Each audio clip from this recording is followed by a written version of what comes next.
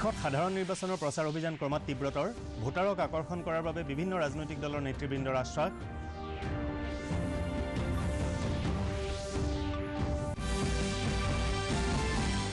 নিৰ্বাচন আয়োগক দান বৰঙণিৰ তথ্য দিবলৈ সকলো ৰাজনৈতিক দললৈ উচ্চতম ন্যায়ালয়ৰ নিৰ্দেশ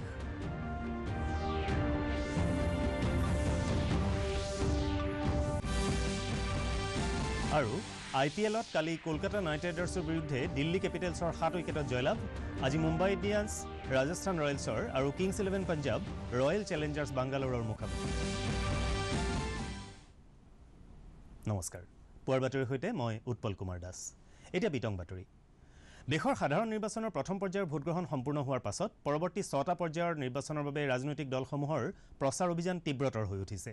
সমগ্ৰ দেশতে বিভিন্ন ৰাজনৈতিক দলৰ জ্যেষ্ঠ নেতাসকলে ভোটাৰসকলক আকৰ্ষণ কৰাৰ উদ্দেশ্যে নিৰ্বাচনী সভাত অংশগ্ৰহণ কৰিছে প্ৰধানমন্ত্ৰী নৰেন্দ্ৰ মোদীয়ে পৰৱৰ্তী কাৰ্যকাল লাভ কৰিলে কিষাণ সমান যোজনাত সকলো কৃষকক সামৰি লোৱা হ'ব আৰু 60 বছৰ ঊৰ্ধৰ সকলো কৃষকলৈ পেঞ্চন আগবঢ়োৱা হ'ব বুলি প্ৰকাশ কৰিছে কৰ্ণাটকত কালি অনুষ্ঠিত এখন ৰাজহুৱা সভাত তেওঁ এই কথা কয় परिवारवाद के प्रतीक है कांग्रेस और जेडीएस दोनों ही पार्टियां जनता से जितनी कटी हुई है उतनी ही सिर्फ और सिर्फ अपने परिवार से जुड़ी हुई है আনহাতে কংগ্ৰেছ সভাপতি ৰাহুল গান্ধীয়ে তামিলনাডুৰ এখন নিৰ্বাচনী প্ৰচাৰ সভাত ভাষণ দি কয় যে কেন্দ্ৰীয় চৰকাৰৰ বিমুদ্ৰাকৰণৰ ফলত সৰ্বসাধাৰণ লোক ব্যাপক ৰূপত ক্ষতিগ্ৰস্ত হৈছে জিএসটি ব্যৱস্থাই হাজাৰ হাজাৰ লোকক জীৱিকাৰ পৰা বঞ্চিত কৰিছে বুলিও তেওঁ অভিযোগ কৰে I want to speak to you about the voice of the Tamil people. We don't want to control this state. We want the people of Tamil Nadu to control this state. People have appreciated our manifesto. They have said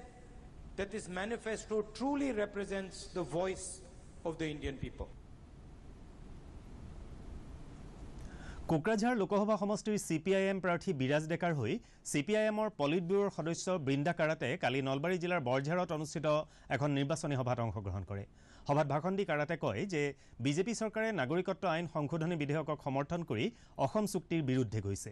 CPIMৰ প্ৰাৰ্থীগৰাকীয়ে লোকসভাত কোকৰাঝাৰ সমষ্টিৰ বিভিন্ন সমস্যা উত্থাপন কৰিবলৈ সমৰ্থ হ'ব বুলি তেওঁ আশা প্ৰকাশ কৰে সভাত কোকৰাঝাৰ সমষ্টিৰ CPIM প্ৰাৰ্থীগৰাকী ডেকাও উপস্থিত আছিল जो किसान मजदूरों की संघर्षों को बचाती है छाया देती है राहत देती है क्योंकि हमारी एक असूल और सिद्धांत है और वो असूल और सिद्धांत जो भी झंडा लेकर हाथ में चलता है उसकी दिल में ये लाल झंडा है और इस झंडा की नेतृत्व में आज हम लोग यहाँ इस कोकराझार की इस बड़े मैदान की चुनाव की संघर्ष में हम लोग करने का प्रयास किया মুখ্যমন্ত্ৰী সৰ্বানন্দ সোণোৱালে বিজেপিৰ নগাঁও লোকসভা সমষ্টিৰ প্ৰাৰ্থী ৰূপক শৰ্মাৰ হৈ কালি মৰিগাঁৱত অনুষ্ঠিত এখন নিৰ্বাচনী সভাত অংশগ্ৰহণ কৰে সভাত ভাষণ দি মুখ্যমন্ত্ৰীয়ে উন্নয়নৰ স্বাৰ্থত বিজেপিক ভোটদান কৰিবলৈ জনসাধাৰণক আহ্বান জনায় তেওঁ সাংবাদিকৰ আগত কয় যে এইবাৰৰ লোকসভা নিৰ্বাচনত বিজেপি অসমত সৰ্বাধিক আসনত জয়ী হ'ব মুখ্যমন্ত্ৰীয়ে নগাঁও জিলাৰ কামপুৰ আৰু দক্ষিণ পাটতো নিৰ্বাচনী সভাত ভাষণ দিয়ে তেওঁ জ্যেষ্ঠ নাগৰিকসকলৰ সৈতেও মত বিনিময় কৰে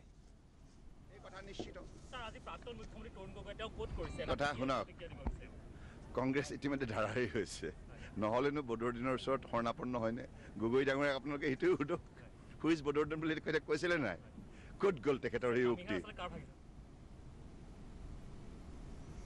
তৃতীয় পৰ্যায়ত অনুষ্ঠিত হ'বলগীয়া কোকৰাঝাৰ লোকসভা সমষ্টিৰ নিৰ্বাচনৰ বাবে কালি সমষ্টিটোৰ অন্তৰ্গত চিৰাং জিলাৰ হাছৰাওবাৰীত UPPLৰ প্ৰাৰ্থী উৰ্খাও গৌৰা ব্ৰহ্মৰ সমৰ্থনত অনুষ্ঠিত এখন নিৰ্বাচনী প্ৰচাৰ সভাত AIUDFৰ মুৰব্বী তথা ধুবুৰীৰ সাংসদ বদৰুদ্দিন আজমলে ভাগ লয় তেওঁ বিজেপিক আঁতৰাই মহাজোঁটে কেন্দ্ৰত চৰকাৰ গঠন কৰিব বুলি মত প্ৰকাশ কৰে সভাত UPPLৰ প্ৰাৰ্থী উৰ্খাও গৌৰা ব্ৰহ্মই এইবাৰৰ নিৰ্বাচনত জয়ী হ'লে বড়োলেণ্ডৰ বিভিন্ন সমস্যা সমাধানত তেওঁ গুৰুত্ব আৰোপ কৰিব বুলি কয় তদুপৰি অনুষ্ঠানত AIUDFৰ কাৰ্যকৰী সভাপতি ডাক্তৰ আদিত্য লাংথাসা দলটোৰ সাধাৰণ সম্পাদক আমিনুল ইছলামেও ভাষণ দিয়ে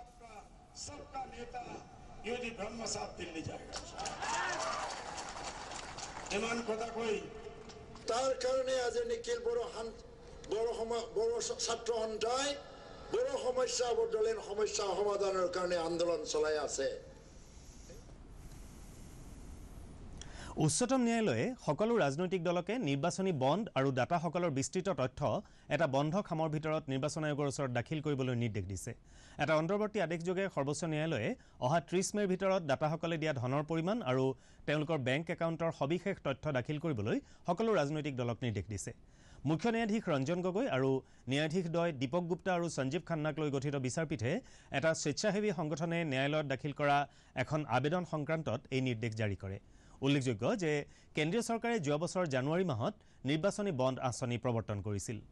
জনপ্ৰতিনিধিত্ব আইনৰ 29 ক ধাৰাৰ অধীনত পঞ্জীয়নভুক্ত আৰু লোকসভা বা বিধানসভাৰ নিৰ্বাচনত 1%তকৈও অধিক ভোট লাভ কৰা যিকোনো ৰাজনৈতিক দলে নিৰ্বাচনী বণ্ড গ্ৰহণ কৰিব পাৰে লোকসভা নিৰ্বাচনৰ পৰিপ্ৰেক্ষিতত আজি সন্ধিয়া 7 বজাত গুৱাহাটী দূৰদৰ্শন কেন্দ্ৰৰ বাতৰি বিভাগে প্ৰস্তুত কৰা জনমত 2019 শীৰ্ষক অনুষ্ঠান প্ৰচাৰ কৰা হ'ব এই অনুষ্ঠান কাইলৈ আৰু পৰহিলৈও একে সময়তে প্ৰচাৰ হ'ব ভোট গ্ৰহণ শেষ হোৱাৰ পিছত আমি আপোনালোকৰ মাজলৈ আহিছোঁ কিছু কথা আলোচনা কৰিবৰ বাবে India's northeast, which earlier made headlines for blockage and neglect, is now witnessing unprecedented development. কোনোবা ডাটা কৰ্ণ হৈ ওলায় কিন্তু যেতিয়া এবাৰ ইলেক্টেড হৈ যায় তাৰ পিছত প্ৰেগমেণ্টিজিম আহি যায় 2 মিনিট হ'লেও চিন্তা কৰি চোৱা দৰকাৰ যে এই কথাটো কিমান দূৰ সত্য ডিমনিটাইজেশ্যনৰ কাৰণে 3.2 কোটি লোকে চাকৰি গৈছে তেওঁলোকৰ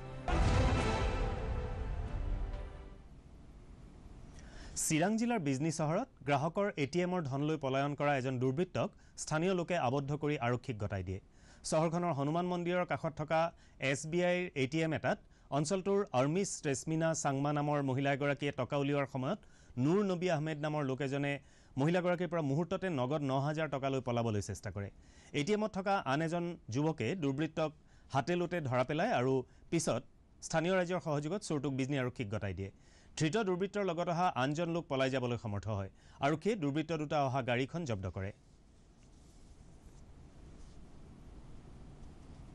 আইপিএল ক্ৰিকেট প্ৰতিযোগিতাত কালি নিশা কলকাতাত অনুষ্ঠিত এখন খেলত দিল্লী কেপিটেলছে কলকাতা নাইট ৰাইডাৰ্ছক 7 উইকেটত পৰাজিত কৰে প্ৰথমে বেট ধৰি কলকাতা নাইট ৰাইডাৰ্ছে নিৰ্ধাৰিত 20 অভাৰত 7 উইকেটৰ বিনিময়ত 178 ৰান সংগ্ৰহ কৰে প্ৰত্যুত্তৰত দিল্লী কেপিটেলছে শিখৰ ধাৱনৰ অপৰাজিত 97 ৰানৰ সহায়ত 18 অভাৰ 5টা বলত 3টা উইকেট হেৰুৱাই বিজয় লক্ষ্যত উপনীত হয়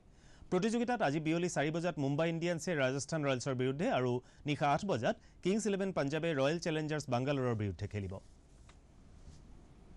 বিজনী আৰক্ষীয়ে কালি নিশা অভিযান চলাই বিজনী অঞ্চলত চলাই থকা আইপিএল ক্ৰিকেটৰ জুৱাৰ লগত জড়িত বুকি এজনক আটক কৰে ধৃত যুৱকজন 25 বছৰীয়া কাৰ্তিক দাস বুলি চিনাক্ত কৰা হৈছে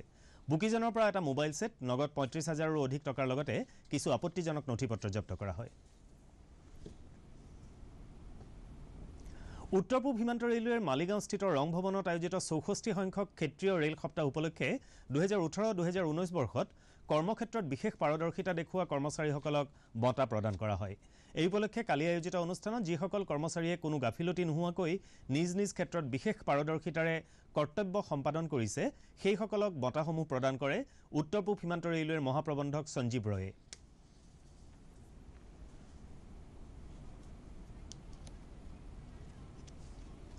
তিনিচুকীয়া উকিল সন্থাৰ উদ্যোগত উকিল সন্থাৰ কাৰ্যালয় প্ৰাংগণত বহাগী আদৰণি শীৰ্ষক এটা অনুষ্ঠান সম্পন্ন হয় অনুষ্ঠানত জোনবাই বিহু দলে বিহু নৃত্য প্ৰদৰ্শন কৰে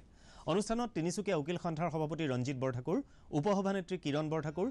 বিশ্বজিৎ প্ৰসাদ আৰু সুজিত ৰয়ো উপস্থিত আছিল